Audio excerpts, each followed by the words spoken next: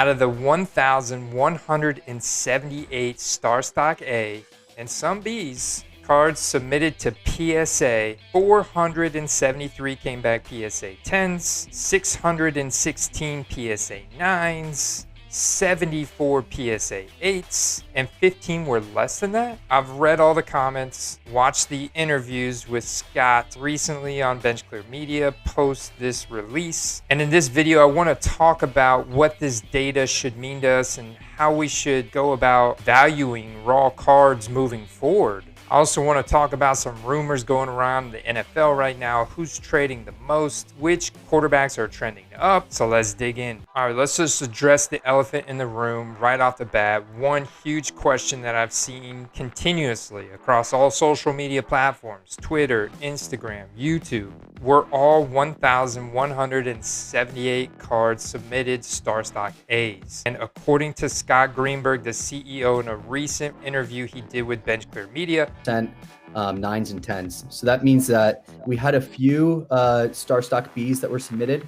For the majority, it was StarStock A's. I've got to shout out Paul Toth here because he submitted a StarStock A that came back a PSA 7. Now you're thinking, if you're part of that bottom tier of 74 PSA 8s or 15 lower than PSA 8s, you'd be pretty upset, right? So the biggest thing is they're giving people that got grades lower than an 8 an option. And option 1 would be to keep the card as is in the slab. They'll put it back into your StarStock account, but they'll refund you the $30 that it cost and cover the shipping to send it home if you wanted it home. Or option 2, keep the card in your account in the raw state. They'll crack it from the slab for you.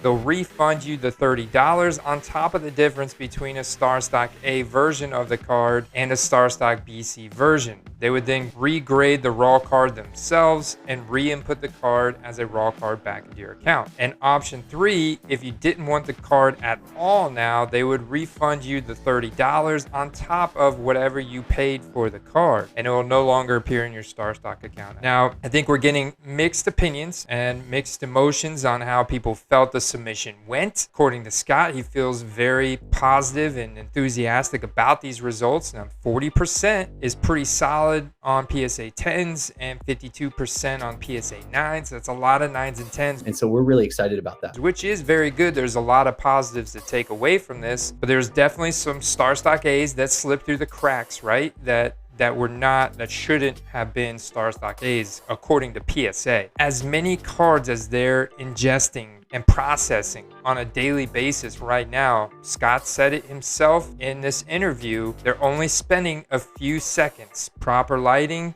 good technique, right? They're only spending a few seconds to look through the judging criteria on these raw cards before considering it an A or a B. So we look at each card for a few seconds. We're looking for anything that can give us the reason to mark it as a B.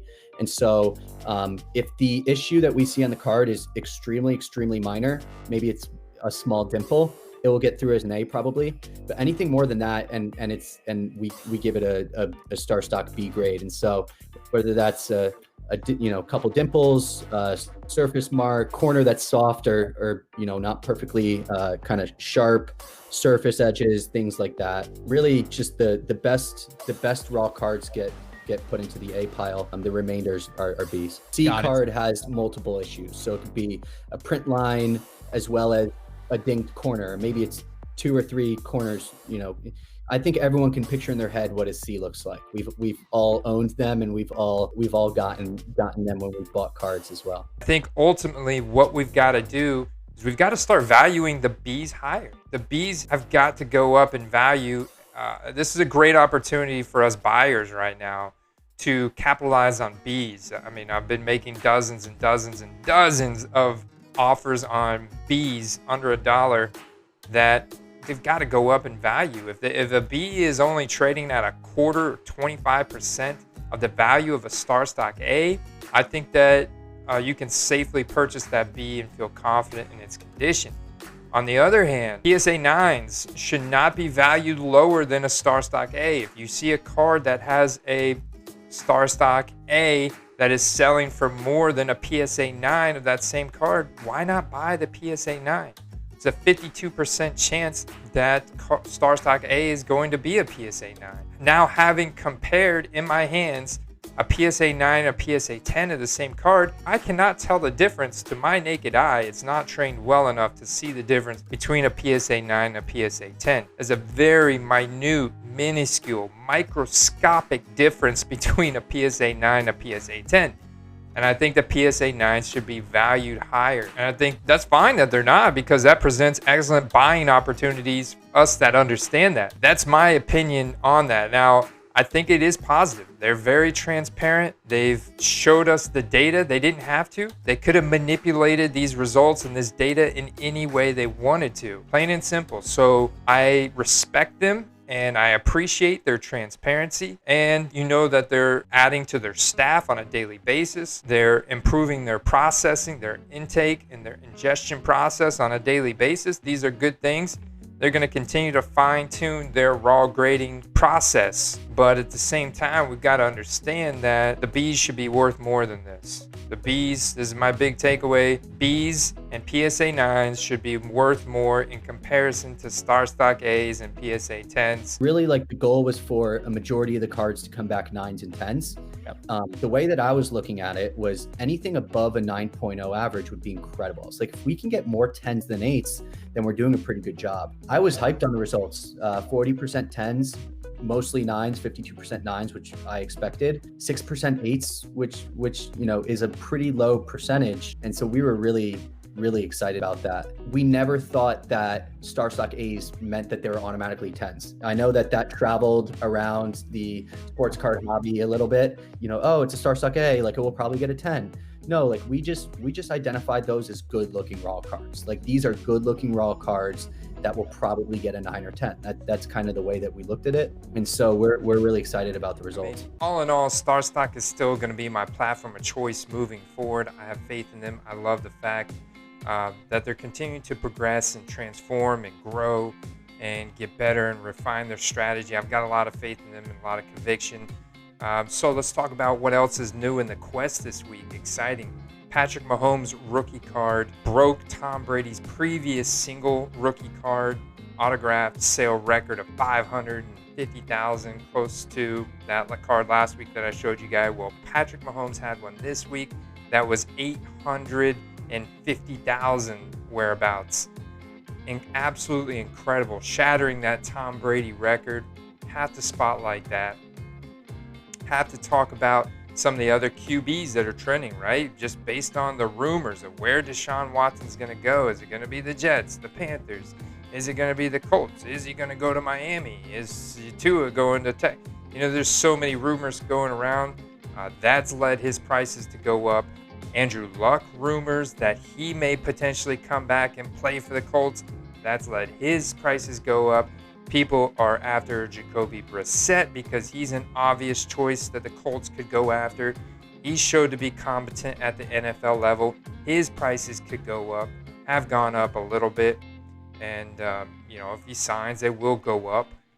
You look at Sam Darnold. Sam Darnold's prices have gone up based on the speculation that he could be traded and become a starter somewhere else. He comes with a lot of draft capital.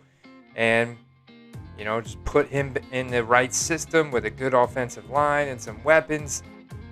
That would definitely send his stock through the roof. Also new on the Quest, I've started my vintage card quest this week. I was inspired by the Bucs run here to the Super Bowl to go back and look at the history of when the Bucs first came into the NFL as an expansion team, actually joining the AFC West in 1976. That led me down this whole rabbit hole, which I will be releasing a video on soon here after this big Super Bowl weekend. Also, you guys have my word, I'm going by Raymond James Stadium in Tampa, Florida, my hometown, here tomorrow to see what's going on, to give you guys some live action. Well, it won't be live. I'm going to record it and then come back and put it on the computer and upload it to YouTube and share with you guys, and open a lot more mail, guys. I got a lot more mail, and I know I've got some of these Bucs players in here, and I want to open them before the Super Bowl and have some fun. This is the Super Bowl weekend, guys. This is it, and my team is in the big game, which is really exciting. So definitely want to share some of that fun stuff with you guys. But so let's dig into the StarStock page here and just show you guys what I've been doing for the game and open some mail, these packages. Daniel Jones, Daniel Jones had a really good deep ball completion percentage. Shout out to Nate Liss over the Breakout Finder, bringing this guy to my attention. Good, clean pocket completion percentage. So yeah, so those are bots. So $1.50, bunch of Justin Jeffersons like we talked about, $1.50. Antonio Gibson's at 50, elite running back, 50 cents, 50 cents. A lot of StarStock Bs, like I told you guys. $2.50 for a Prism StarStock B. I'll take it because that's a lot better than what I could do on eBay with shipping. $2.50 again. Daniel Jones PSA 9. We talked about why he's such a good investment right now for $40. Prism $40 PSA 9. That's a $200 card. Kyler Murray. Daniel Jones Select Premier StarStock A $23.49. The Concourse StarStock A 18. The B for $4. Then the $5 papers. More Antonio Gibson Bs. People accepting my offers on the Michael Pittman A's for $3. Another Daniel Jones for $15. More Jonathan Taylors for under $1 Bs. And the rest of my purchases have really been on, DJ Moore Silver for $12.50. I'll take that. And then a couple Robert Woods for super cheap, $2.25. He saw the big bump from the Matt Stafford trade, the Matt Stafford and Jared Goff trade. So guys, like I said, make sure you're subscribed. Make sure you hit that notification icon because you're going to want to see this next video I release when I go by Raymond James Stadium, see what's going on there just before the Super Bowl here this weekend. And you want to see this mail I'm about to open up. Like I said, I got some Chrome Gronks. I've got some rare DJ Moore. I've got some more red cracked ice. I don't know. I've got a bunch more rookie cards. There's a bunch more packages because I've been making a lot of purchases from eBay. So I hope to see you guys in that next video. I'll talk to you soon. Go Bucks. Peace. But look at that chart, guys.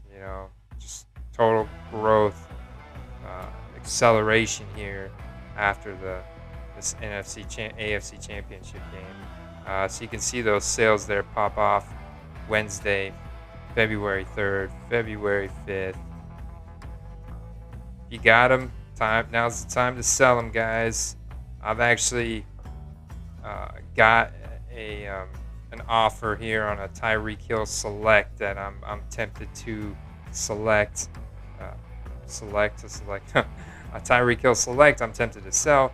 You look at that, Mecole Hardman, another guy who's trending upwards. I think if you have Mecole Hardman, I would sell him now. I mean, there's just so many mouths to feed in that Kansas City offense, but none of them are going to be as hype as Tyreek Hill and Travis Kelce.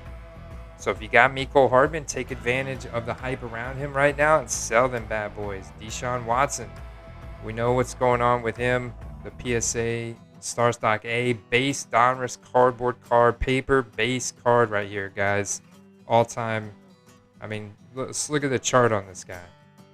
And this is just on rumor. This is, just to come out and confirm publicly, yes, he wants to trade, get him out of Texas. But look at that StarStock A chart. I mean, we're talking all-time highs.